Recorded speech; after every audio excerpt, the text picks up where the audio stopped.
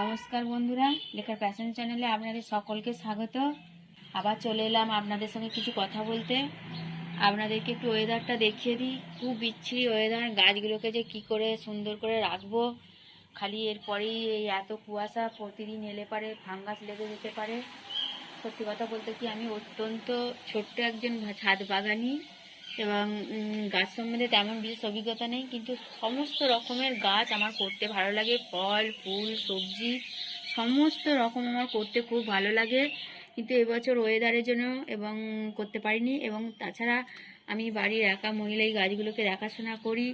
সমস্ত কাজ সামলে এই গাছগুলোকে দেখাশোনা করতে অত্যন্ত কষ্টও হয়। ঠিকঠাক মতো সময়ে যত্নও করে উঠতে পারি না।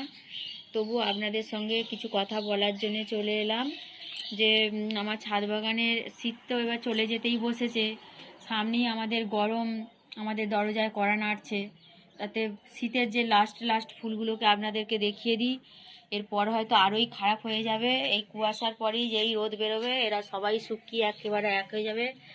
এই ফুলটার নাম গ্ল্যাক্সোনিয়া। দেখতে দেখুন, আপনি কি বলবেন, গোলাপ বলবেন না অ্যাডেনিয়াম বলবেন, এত সুন্দর। তবে আমার এই গাছগুলো এবছর খুব সুন্দর হয়েছে।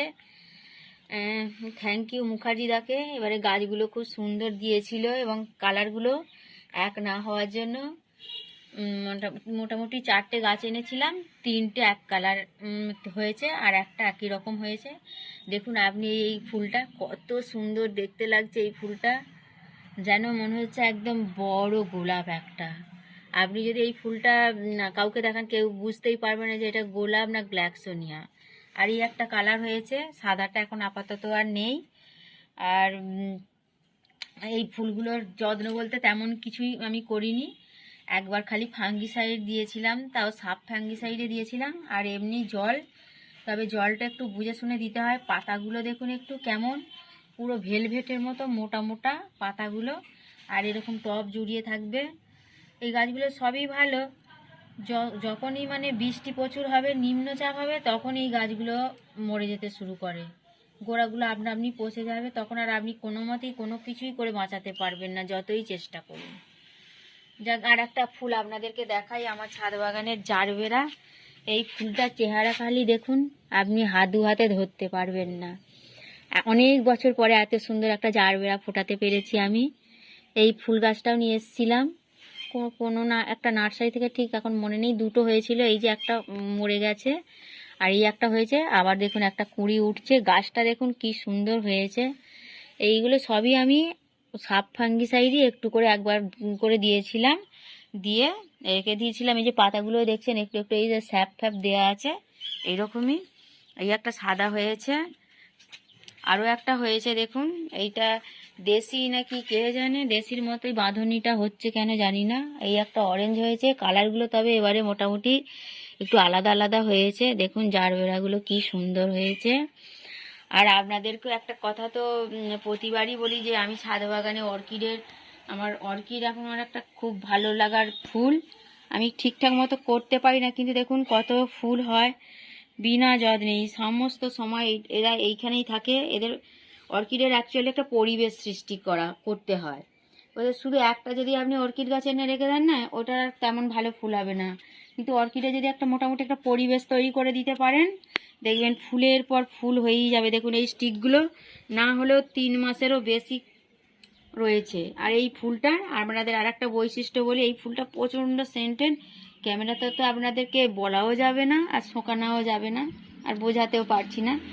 ফুলগুলো দেখুন কত সুন্দর দেখতে লাগছে। এক একটা স্টিকে অন্তত 10টা 12টা করে আছে, আর পুরো 3 মাস ধরে রয়েছে। আমার অজান্তে কখনো কখনো জলও দিয়ে ফেলি স্প্রে করতে, যে এদেরকে আমার সকালবেলা এসে, এখন প্রচুর কুয়াশা চড়ছে বলে একদিন অন্তর করে পুরো গাছ ভিজিয়ে টব ভর্তি করে জল দিই।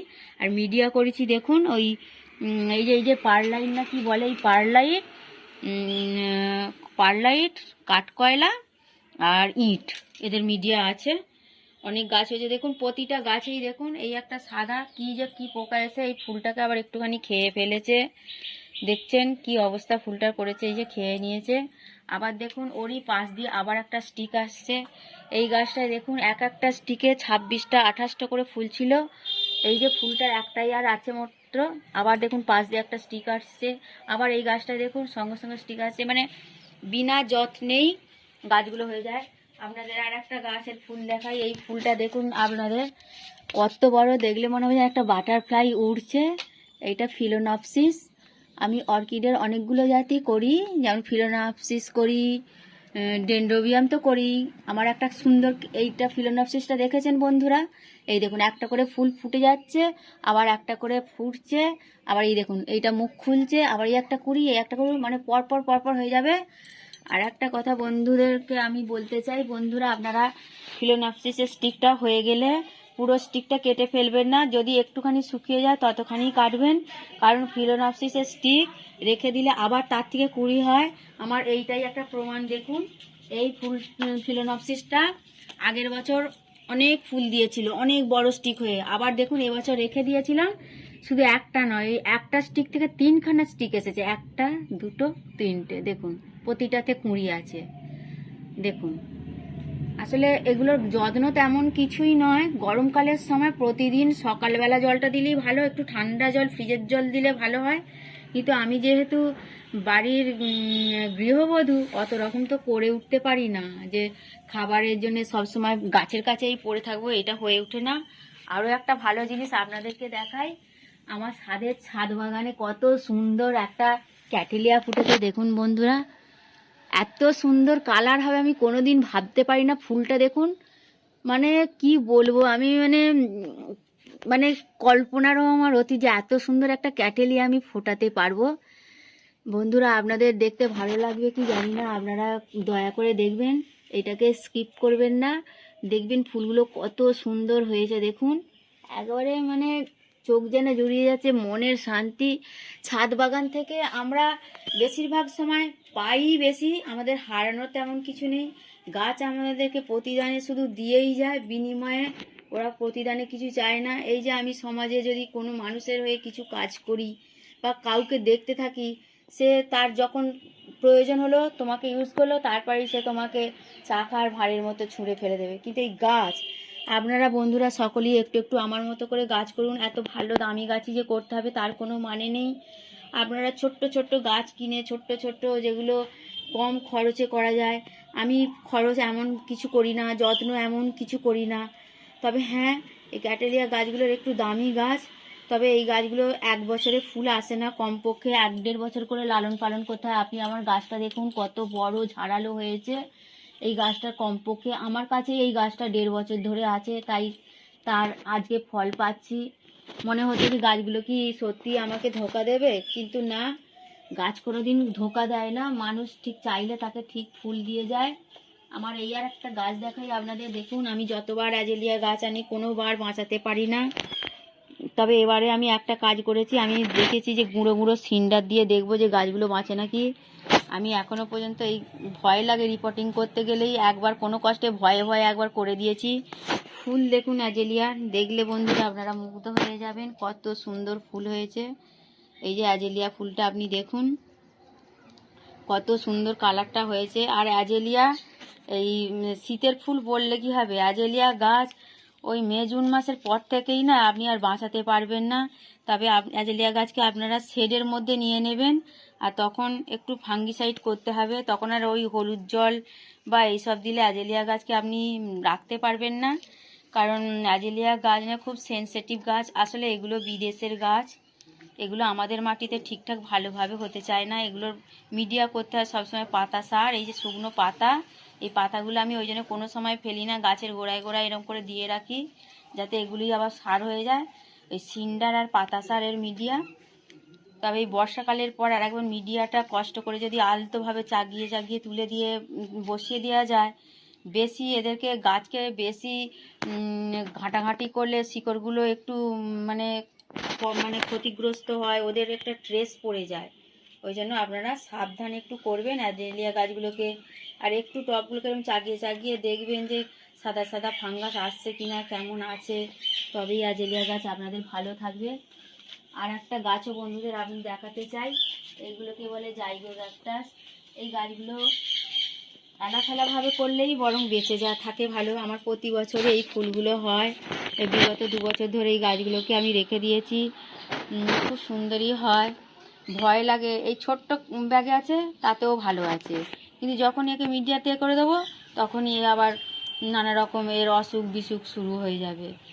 বারবারই বলছে এই গাছগুলো অ্যাকচুয়ালি আমাদের নয়, আমরা বিদেশের বিভিন্ন রকমের প্রজাতি নিয়ে এসে বাগানে লাগাচ্ছি, তাই জন্য পরিচর্যা বিভিন্ন রকমের হতে থাকে। আপনারা দেখলেন আমার এই জাইগো ক্যাকটাসটা কত সুন্দর ফুল এসেছে। আর একটা জিনিস আপনাদেরকে দেখাবো, দেখুন কত এলাখালায় আমার একটা লঙ্কা গাছে, আমি যেখানে রোজ লঙ্কা গাছ বসাচ্ছি সুন্দর করে পাতায় করে কত রকম চেষ্টা করছি, সেখানে হচ্ছে না। আর এই একটা আমার লঙ্কা গাছে, আপনারা এই লঙ্কা গাছটা দেখুন কোথায় আছে, একটা ছোট্ট গ্রো ব্যাগের মধ্যে কত সুন্দর লঙ্কা হয়েছে দেখুন। সেই জন্যই বলছি যে গাছ যে কখন কোন সময় কোন আবহাওয়ায় কোন পরিস্থিতিতে ও নিজেই নিজের মতো করে হয়ে যাবে আপনি নিজেও বুঝতে পারবেন। এই টমেটো গাছগুলো দেখুন কত সুন্দর হয়েছে। সব সময় যে যত্ন করলেই তা হয় না, প্রাকৃতিক পরিবেশে গাছ তার আপনা থেকেই হয়ে যাবে, আপনা থেকেই সে খাদ্যও পেয়ে যাবে। হ্যাঁ, আমরা ছোট্ট টবের মধ্যে যেহেতু করি সেই জন্য ওদেরকে সময় মতো জল খাবার এইসব একটু টাইমলি দিতে হবে, তা নাহলে তো ওরা মারাই যাবে। আর কি বলবো, দেখুন আমার এই শীতের পিটুনিয়াগুলো ছোট ছোট্ট টবে রিপোর্টিং করেছিলাম, তখন টবগুলো ঠিকমতো ছিল না, পুরো দেখুন ঝেঁপে গেছে পুরো। অনেকগুলো কালারই আপনাদেরকে দেখাতে পারবো। এইখানে একটা হয়েছে, এইখানে একটা হয়েছে। এই পিটুনিয়া গাছগুলো আপনার মে জুন মাস পর্যন্ত ভালো করে ফুল দেবে। এই একটা হয়েছে, আবার এই একটা দেখুন একটু বড়তে দিয়েছিলাম, আবার এই কদিন নিম্নচাপ হচ্ছে বলে ডালগুলো আবার সব শুকনো হয়ে যাচ্ছে। আসলে শীতের গাছ শীতেই ভালো হয়, একে শীতের বাইরে রাখতে গেলেই এরা মরে যাবে, এদের কষ্ট হবে, এইসব নানা রকম হবে। তবে কি আর বলবো বন্ধুরা, দেশের অবস্থা মানে দেখুন আমার এই পাতিলেবু গাছটায় দেখুন আবার নতুন করে ফুল এসেছে। অনেকগুলো পাতিলেবু হয়েছিল, দেখুন পাতিলেবু গাছ থেকে আপনি পড়ে যাচ্ছে পেকে পেকে। এই দেখুন আমার পাতিলেবু গাছটা কত সুন্দর ফুলে ভর্তি হয়ে গেছে।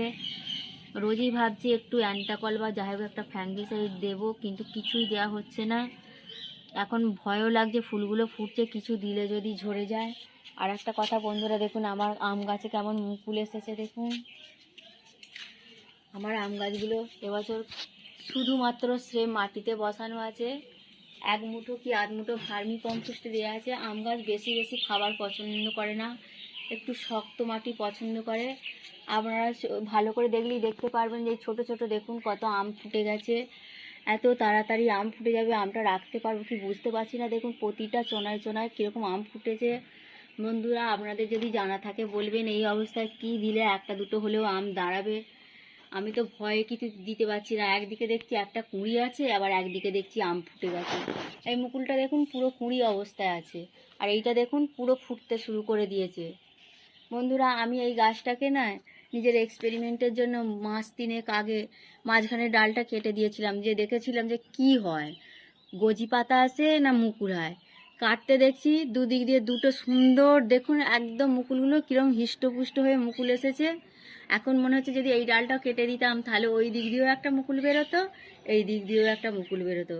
বন্ধুরা আপনারা যদি কেউ আম গাছ লাগান, আম গাছে বেশি যত্ন করবেন না, বেশি খাবার নিয়ে করবেন না, ওদেরকে ওদের মতো করে থাকতে দেবেন, তাহলে দেখবেন মুকুলও আসবে, আমও হবে। আমি কিন্তু আম নিয়ে কোনো টেনশন করি না, যদি একটা থাকে একটাই পাবো, যদি দুটো থাকে দুটোই পাবো, যদি না থাকে তাই বা কী করবো, যে যতটুকু হবে ততটুকুই খাবো, চাটনি হোক খাবো।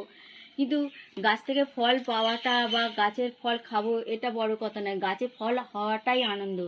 আমি যে এত কষ্ট করে এদেরকে দিনরাত সেবা শুশ্রূষা করে এইটুকু পর্যন্ত করতে পেরেছি, এতেই আমি ধন্য, আমি খুব আনন্দিত।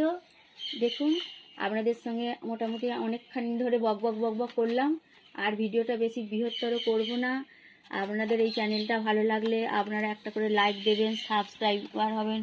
আর আমার নতুন বন্ধুরা যারা নতুন নতুন আসছেন তাদেরকেও বলবো যে এই সামনেই গরম আসছে, যাতে আমরা গরমে সকলে কষ্ট না পাই, যাতে আমাদের পৃথিবী মানে উষ্ণতম হয়ে না উঠে, সেই জন্য আমাদের সকলের ওইদিকে একটু দৃষ্টি দিতে হবে। আমরা সবাই গাছ বসাবো, আমরা একটু সবুজের মধ্যে থাকবো। আমরা যে সব সময় দামি দামি গাছ করব এমনই না, আমরা সহজ সহজ এই যে যেমন এই যে কসমস, এই গাছগুলো তো 2 টাকা করে পিস। দেখুন শীতের ফুল হয়ে এবার শীত থেকে ছুটি নেবার পালা, এর ফুল অনেক দিয়েছে, দেখুন কত কত ফুল হয়েছিল, এইবার ফুলগুলো সব শুকিয়ে মরে যাচ্ছে, একটা দুটো হয়ে আছে। আর হতেও পারে। এই দেখুন আমার এইগুলো হচ্ছে দেশি গাঁদা, এগুলো আমি পূজার জন্যই বেশিরভাগ করি। দেখুন কত সুন্দর বাঁধুনি হয়েছিল। এগুলো সবই মোটামুটি এবার গরম পড়বে যত তাড়াতাড়ি এরা সব নষ্ট হয়ে যাবে। আমাদের গরমের প্রস্তুতির জন্য আমাদের গরমের কিছু গাছ বসাতে হবে। আমার এই দোপাটি গাছটা দেখুন আপনা থেকেই বীজ থেকে কত সুন্দর দোপাটি হয়েছে। মোটামুটি পুজোটা আমার এতেই হয়ে যায়। একটা বড় গাছ এরকম দোপাটি যদি 12 মাস করে রাখা যায়, মোটামুটি পুজো করার আর খুব একটা অসুবিধা হয় না। বেশি যত্ন করলেই দেখি দোপাটি গাছ আবার মরে যাও। তো একটু কাণ্ডগুলো খুব নরম, ওই জন্য বেশি রোদও সহ্য করতে পারে না, বেশি জলও সহ্য করতে পারে না। যাক, শীতকালে যে আমার এই ফুলটা এত দিয়েছে আপনাদের বলে বোঝাতে পারবো না। দেখুন আমার এইসব ফুল, আমার জাম গাছে মুকুল এসেছে। আর এই আমড়াগুলো দেখুন এতখানি সাইজ হয়েছে। সবসময় ছাদে ফল যদি দেখতেই থাকেন, একটা করে অন্তত আমড়া গাছ বন্ধুরা বসাবেন। সারা মানে সব সময় হয়ে থাকবে, আপনার গাছ করারও একটা ইন্টারেস্টিং হবে। আজকের মতো বন্ধুরা এখানেই রাখলাম। আশা করছি আপনারা আমার এই কষ্ট করে একটু সময় নষ্ট করে আমার এই চ্যানেলটা দেখবেন। এই সাদা জাম গাছেও মুকুল আসছে আপনাদেরকে এই বলেই আমি আজকের মতো আমার ব্লগটা শেষ করলাম। নমস্কার বন্ধুরা, সবাই ভালো থাকবেন, সবাই গাছ করবে এই বলেই আমি আমার ব্লগ শেষ করছি। নমস্কার বন্ধুরা, সবাই ভালো থাকবেন।